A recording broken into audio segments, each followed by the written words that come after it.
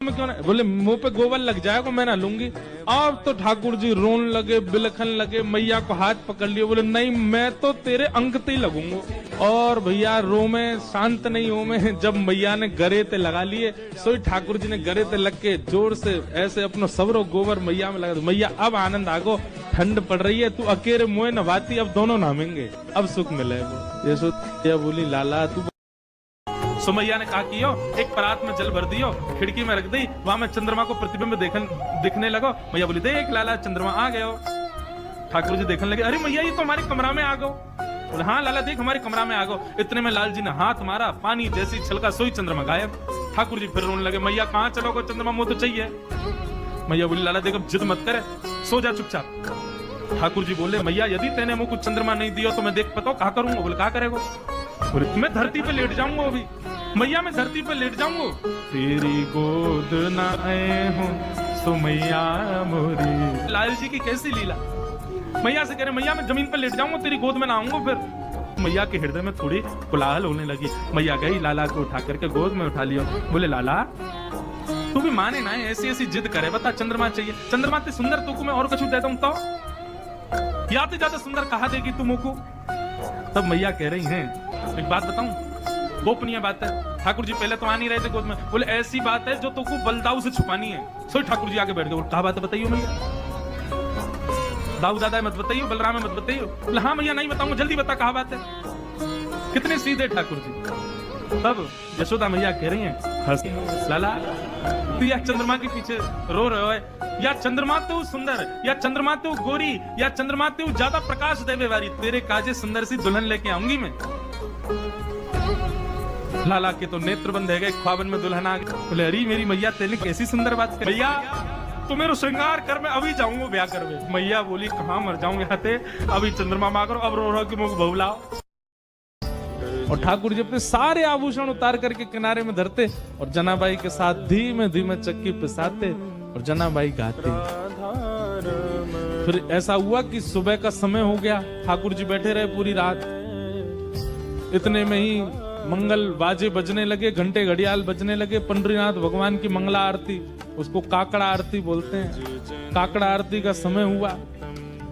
ठाकुर जी बोले जना मैं तो भूल ही गया। क्या हो गया। बोले मंदिर में आरती होने वाली है। जनाबाई बोली जल्दी जाओ, मंदिर जाओ। और जनाबाई थोड़ी भावुक हो गई। ठाकुर जी बोले तू क्यों भावुक होती। बोले पूरे दिन कल सोए नहीं, रात भर मैंने सोने दिया नहीं, अब फिर से दिन में जाके उठ जाओगे।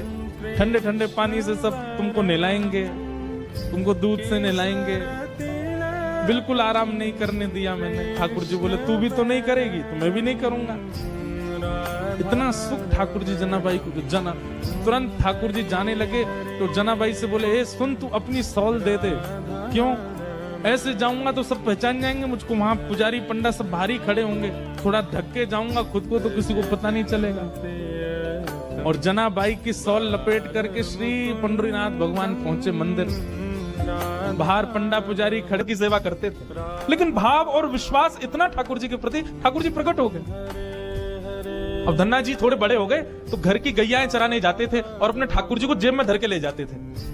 और गैया जब चरती थी तो पेड़ के नीचे बैठ के ठाकुर जी को निकाल लेते और कहते ठाकुर जी अब कोई ना आए, प्रकट है जाओ। सो ठाकुर जी प्रकट हो जाते, धन्ना जी के साथ खूब लीला करते। एक दिन ठाकुर जी ने धन्ना जी से कहा आज गाय चराने नहीं जाओगे। बोले आज हमारी बुआ जी आई हैं, घर में बहुत सारे मेहमान आए, आज हम नहीं जाएंगे। तो ठाकुर जी बोले एक काम कर, गैयान को गांव से बाहर ले जा और मोकू भी बाहर पधराया, तेरी जगह आज गैया मैं चराया आऊंगा। तो यही होने लगा। अब थोड़ी दूर तक धन्ना जी जाते, उसके बाद ठाकुर जी को बाहर निकालते और ठाकुर जी प्रकट हो जाते, गैया चराने ठाकुर जी जाते। आज 11-12 साल हो गए। वो संत आए जिनके बाद संत जैसे आए, धन्ना जी ने प्रणाम किया, जय हो मेरे गुरुदेव, गुरु जी के चरणों में प्रणाम। गुरु जी आपने ऐसे ठाकुर जी प्रदान किया, मेरा तो जीवन उत्सव हो गया। अच्छा कहां है तुम्हारे ठाकुर जी, सेवा पूजा कैसी चल रही, अभी तक कर ही रहे हो। उनको लगी पत्थर है, बचपन में की होगी, अब तो बड़ा हो गया। कहां है तुम्हारे ठाकुर जी। बोले ठाकुर जी अभी नहीं है, ठाकुर जी तो गैया चराने गए। संत बोले मतलब। बोले हाँ मैं कभी व्यस्त होता हूँ तो मैं ठाकुर जी को गैयाओं के संग भेज देता हूँ, ठाकुर जी गैया चराने जाते हैं। संत बोले पहले तो छोटा था, अब तो इतना बड़ा हो गया, ये अभी भी बचकानी बातें करता है। अरे लाला ऐसे मत बोला करो। तो नहीं नहीं सच में ठाकुर जी गैया चराने गए। आपको विश्वास नहीं, शाम को चलो मेरे संग। गुरुजी को लेकर के वन में गया तो वन में गैयाएं चल रही थी। बोले कहाँ है तेरे ठाकुर जी? अरे देखो वो दोहरी गैया के पीछे पीछे हाँक रहे हैं वाकू, पीछे पीछे चल रहे हैं वाक्य, देखो ठाकुर जी दिख तो रहे। गुरुजी बोले हमको नहीं दिख रहे। धन्ना जी दौड़ के ठाकुर जी के पास गए, बोले मेरे गुरुजी आए, उनको दिख जाओ। भगवान बोले उनको नहीं दिखेंगे, हम बस तुमको ही दिखेंगे, तुम्हारे सखा हैं, तुमको दिखेंगे, सबको थोड़ी दिखेंगे। अरे भैया ऐसा मत करो। क्यों? बोले आपको और मोको एक दूसरे से मिलवावे वाली तो गुरुजी हैं। गुरुजी यदि मुझको नहीं देके जाते आपको तो आप मुझे कैसे मिलते? मेरे गुरुदेव हैं, इन्होंने ही तो मुझको दिया था आपको। ठाकुर जी रीझ गए, पुनः पुनः धन की भक्ति, ऐसा भाव। इतने में ही नील माधव नीलमणि ठाकुर जी प्रकट हो गए और जैसे ही प्रकट हुए दूर खड़े गुरुदेव के एक एक रोम बिलखने लगा, रोने लगे और धन्ना के चरणों में प्रणाम किया। बोले हम सच्चे शालिग्राम से प्रकट नहीं कर पाए, तूने सामान्य पत्थर से प्रकट कर दिया ठाकुर जी। हम अष्टयाम सेवा से प्रकट नहीं कर पाए और तूने सामान्य पत्थर घिस घिस के तिलक लगा के प्रकट कर दिया ठाकुर जी को।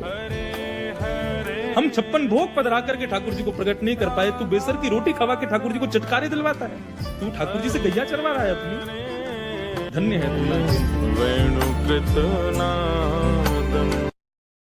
ठाकुर जी गए, ओ भैया कौन हो भैया तुम? यमुना जी बोली हम श्याम सुंदर। ठाकुर जी बोले श्याम सुंदर तो हम हैं। बोले तुम नकली बेलू पियाओ, असली हम हैं।